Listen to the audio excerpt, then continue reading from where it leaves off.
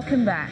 Back here in Nigeria, the United Nations has earmarked about $2.1 billion humanitarian grant for Borno State. According to the agency's emergency relief coordinator, Mr. Mark Lowcock, the grant will ensure a quick recovery process among displaced persons who are returning home to rebuild their homes and start life afresh.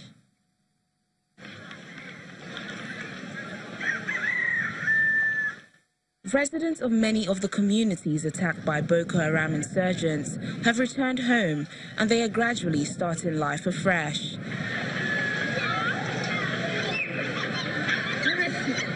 They are still struggling to make ends meet after their means of livelihood was destroyed by the insurgents. They say life has not been easy for them, but the United Nations have an answer to their plight.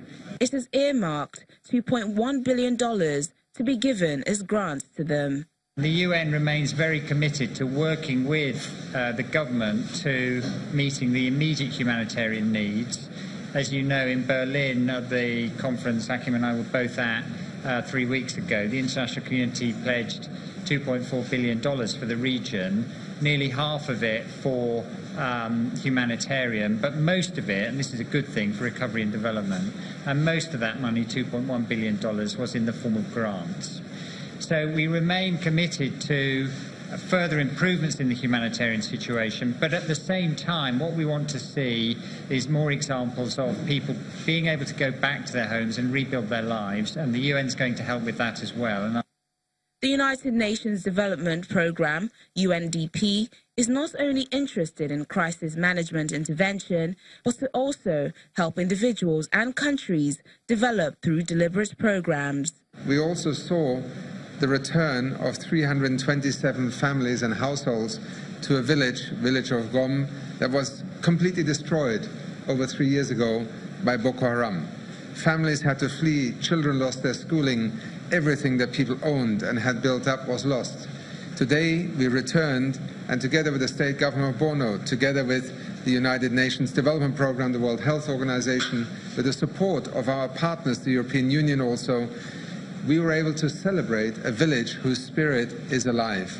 The visit to Borno is to obtain first-hand data on the impact of ongoing interventions in the region where no fewer than 7.7 million people are in need of humanitarian assistance in the worst affected states of Borno, Yobe and Adamawa, as well as parts of Lake Chad.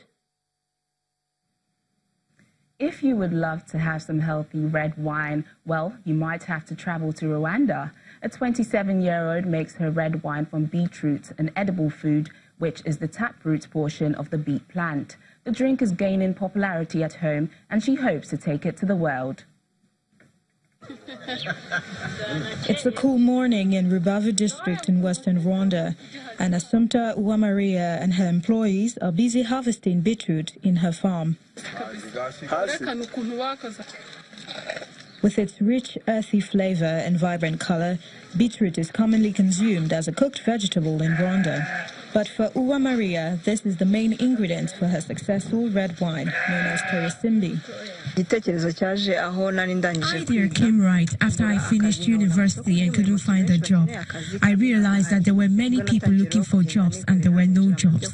So I started thinking of doing something unique and innovative. So I decided to start farming beetroot. I first started making beetroot juice, but then I met someone online who trained me on how to make beetroot wine. Uwamaria grows beetroot on a 3-hectare farm and also buys from local farmers in the Rubavu district. The beetroot is then washed and cut into small pieces, boiled and left to ferment. The result is a red wine, which contains 18% by volume. Uwamaria says she produces around 620 liters a week and sells between 900 and 1,100 bottles every month, retailing at $8 a bottle. While most of Uwamaria's customers are from Rwanda, Mozambique and neighboring Democratic Republic of Congo, Uwamaria says she's surprised to see how far wide Karisimbi has reached. I have many customers outside of Rwanda. I have customers in Congo and Mozambique. I also found out that I have customers in Germany. I don't know how my wine got there, but they told me that they tasted my wine and started ordering from afterwards. Some of them even came all the way here to see me and buy wine.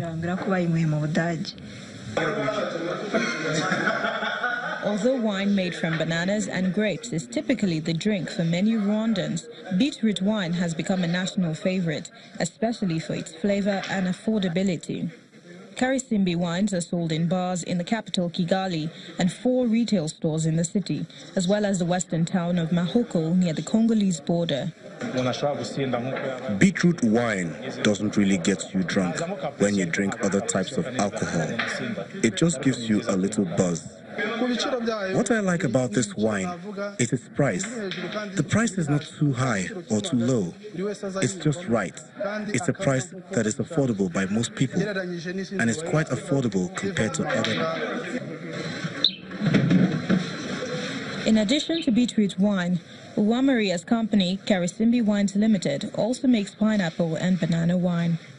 Uwamaria, who currently employs 17 people, hopes to expand her beetroot wine production by 1,300 liters a week by next year.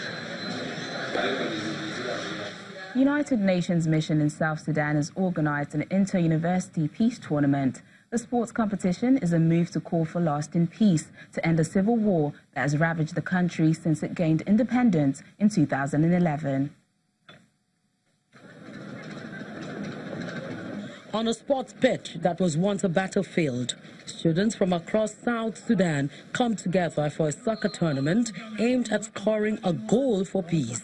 We are eager to have a lasting peace in our own country that persuade us to embrace whatever we think can bring our people together,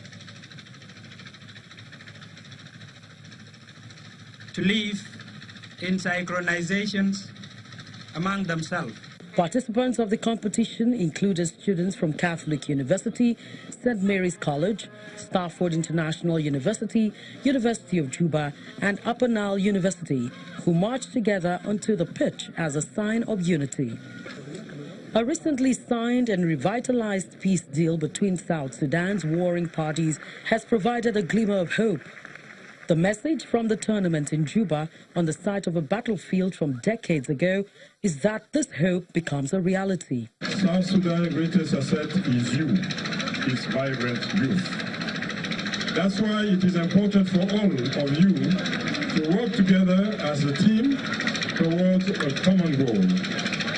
A goal on the football field, of course, but also, and more importantly, the common goal of peace. South Sudan gained independence in 2011, but the country deteriorated into violence in 2013 as rivalry between President Salva Kiir and his former deputy Riek Machar descended into clashes between supporters and then civil war.